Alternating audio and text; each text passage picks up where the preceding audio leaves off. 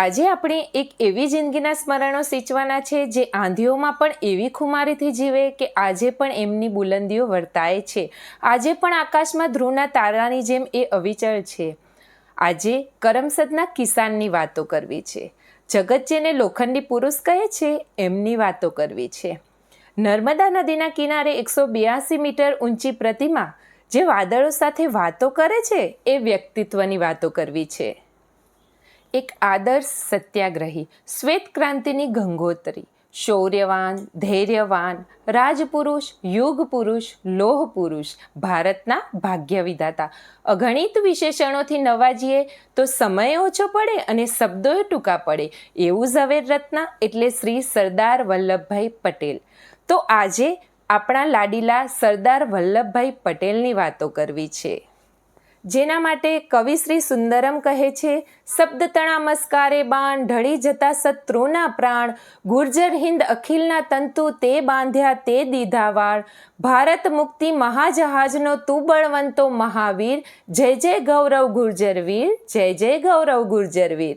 આજે 31 ઓક્ટોબર 2025 સરદાર વલ્લભભાઈ પટેલની 150મી જન્મ જયંતિ. આજે આખું એ દેશ રાષ્ટ્રીય પર્વ ઉજવી રહ્યું છે. તો ચાલો આજે સરદાર સાહેબની 150મી જન્મ જયંતિ નિમિત્તે આજે એમના જીવનની થોડી ઝાંખી કરીએ, તેમના પ્રતિભાશાળી વ્યક્તિત્વને થોડું જાણીએ.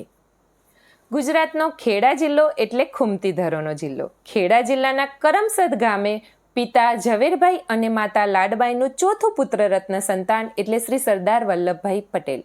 31 ઓક્ટોબર 1875ના જન્મસ્થળ મોસાળ નડિયાદ, વતન કરમસદ.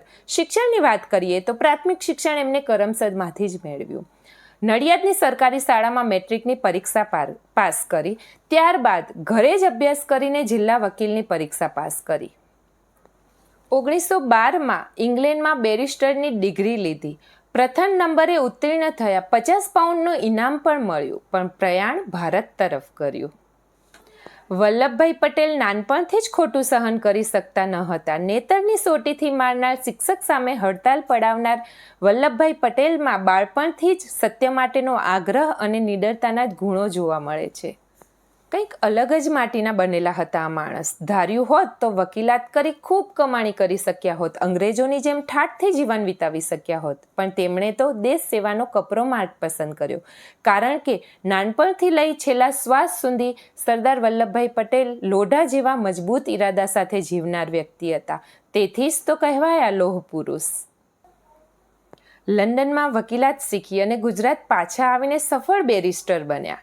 કોટ ધારણ કરી બિલકુલ સ્માર્ટ, મોડર્ન, યંગ અને સક્સેસફુલ બની ગયા વલ્લભભાઈ પટેલ. ઇંગ્લેન્ડથી પરત આવી 1913માં વલ્લભભાઈ પટેલે અમદાવાદમાં વકીલાત શરૂ કરી. ત્યાં સુધી તો તેમને ભારતના રાજકારણમાં કે દેશ નેતાઓ સાથે કોઈ સંબંધ નહોતો. 1917માં તેઓ ગાંધીજીના સંપર્કમાં આવ્યા.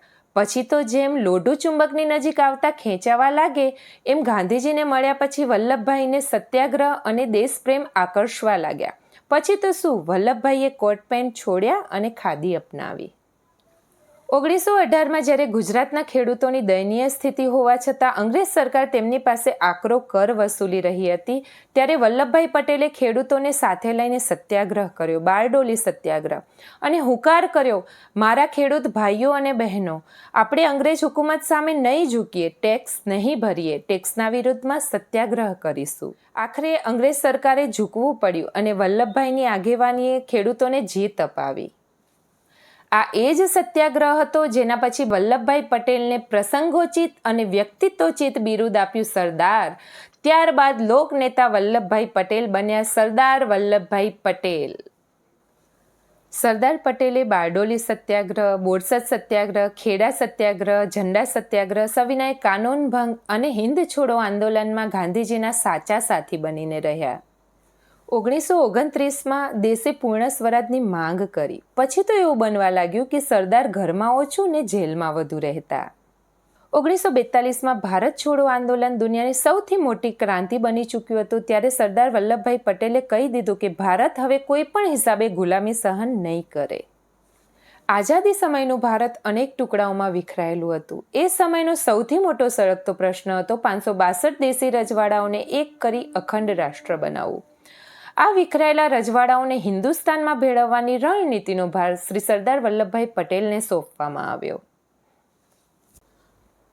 સરદાર સાહેબે પોતાની કુશળ આવડત, આગવી સૂઝ અને બુદ્ધિ ચાતુર્યથી જ્યારે 2 વર્ષના ટૂંકા ગાળામાં જ અખંડ ભારતની ઇમારત ઊભી કરવાનો અદ્ભુત ચમત્કાર કરી બતાવ્યો, ત્યારે માઉન્ટ બેટને પણ કહેવું પડ્યું કે અમને એવું હતું કે ભારતને એક અખંડ રાષ્ટ્ર બનતા 10 થી 15 વર્ષ જેટલો સમય લાગશે, પણ સરદાર સાહેબે તો આ ચમત્કાર ફક્ત ને ફક્ત 10 થી 15 મહિનામાં કરી બતાવ્યો.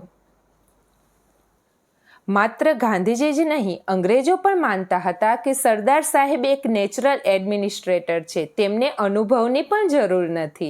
ભારતીય સંસ્કૃતિનું ચિહ્ન ગણાતું સોમનાથનું મંદિર મુગલો સહિતના વિદેશી હુમલાખોરો દ્વારા વર્ષોથી લૂંટાતું અને તૂટતું રહ્યું હતું. ભારત આઝાદ થયા પછી વલ્લભભાઈ પટેલને સોમનાથની આ હાલત જોઈ ખૂબ દુઃખ થતું હતું. પછી તો શું, આઝાદ ભારતના પહેલા ગૃહપ્રધાન સરદાર વલ્લભભાઈ પટેલે એના જીર્ણોદ્ધારનો નેમ લીધો અને જુઓ, આજે સોમનાથ મંદિરની ધજા પતાકા પૂરી દુનિયામાં લહેરાય છે. મજબૂત મનનો માનવી આજે વિશ્વમાં વખણાય છે. સરદાર વલ્લભભાઈ પટેલથી તો ઓલા અંગ્રેજો પણ અકળાય છે. સિંધુ તટે સોમનાથનો જબ્બર જીર્ણોદ્ધાર થાય છે, એથી તિરંગા તને વંદન હજારો વાર છે. સરદાર વલ્લભભાઈ પટેલે દેશને આઝાદ કર્યો, અખંડિત કર્યો, દેશને સુશાસન આપ્યું. આ તમામ જરૂરી કામ પૂર્ણ કરીને, દેશને પગભર બનાવીને સરદાર સાહેબે ચીર વિદાય લીધી. આખો દેશ ઉમટ્યો એમને શ્રદ્ધાંજલિ આપવા. સમગ્ર દેશના હૃદયમાંથી ગગનભેદી ચિક્કાર છૂટ્યો. અશ્રુઓની જળધારાએ હાહાકાર મચાવ્યો. વેગના વાયુમંડળે ચક્રવાત સર્જ્યો. પૃથ્વી પોતાના પનોતા પુત્રને પોતાની તરફ પાછો ખેંચી લેવા કંપી ઉઠી અને સૂર્યની લબકતી જ્વાળાઓ વધુ તેજસ્વી થવા માટે આ તેજોમય ચૈતન્યને પોતાના તરફ ખેંચી રહી. પંચમહાભૂતોનો બનેલો શ્રી સરદાર વલ્લભભાઈ પટેલ નામનો નશ્વર દેહ ફરી પંચમહાભૂતમાં ભળી ગયો. આત્મા તો અજર અમર છે, પણ દેહનું શું મૂલ્ય છે એ સમગ્ર વિશ્વએ એ દિવસે જાણ્યું. કદાચ સરદાર વલ્લભભાઈ પટેલે નાનપણથી જ નક્કી કર્યું હશે, આ જ માટીમાં જન્મ્યો છું, આ જ માટીમાં જીવીશ હું. માટી જ મારી કાયા, માટી જ મારી માયા. આ માટીમાંથી માટી બનીને માટીમાં જ ભળીશ હું. આ રીતે પોતાનું આખું એ જીવન ભારત માતાને સમર્પિત કરી દીધું. Thank you. જય હિન્દ.